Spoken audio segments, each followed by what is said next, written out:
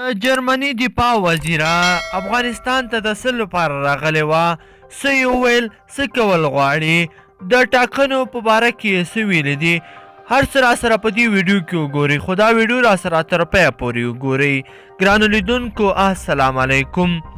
د جرمني دفاع وزیره وایي د ولسمشریزو ټاکنو پایلې دې ژر تر ژره اعلان شي. د جرمني د دفاع وزیرې په مزار شریف کې د خپلو ځواکونو سره تر لیدنې وروسته نن له ولسمشر غني او اجرایه رئیس عبدالله سره په جلا جلا لیدنو کې د خپل هیواد له پلوه د مرستو دوام ډاډ ورکړی دی.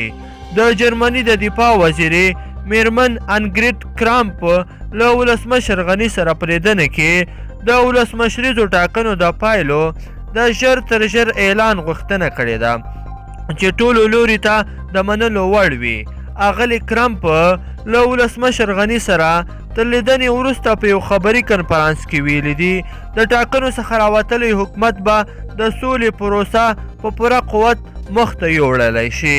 بلخوا ولسمشر غني ویلي له اغلې کرامپ سره د افغانستان د باعزته سولې او په هغې کې د افغانستان د ټولو لاسته راوړنو د خوندیتوب په اړه خبرې کړې دي. اغلې کرامپ په نننیو لیدنو کتنو کې اجرایه رئیس عبدالله او د دفاع سرپرست وزیر اسدالله خالد سره هم کتلي دي.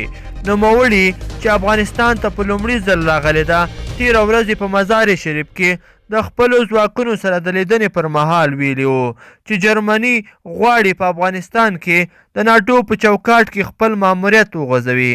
دا په داسې حال کې ده چې جرمني په افغانستان کې 1300 سرتیري لري او جرمني له افغانستان سره څه باندې 2.3 میلیارده ډالر کومک تر اوسه پورې له افغانستان سره کړی دی چې په بېلابېلو برخو کې لګېدلې دي او پیسې افغانانو ته زیات ارزښت لرونکي دي.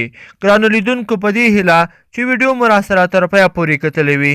که چیرې مو ویډیو خوښه شوې وي نو در سره لایک کړئ او نورو ملګرو او دوستانو سره هم شریکه کړئ. ډېره مننه چې تر پایه مو راسره ویډیو وکتل.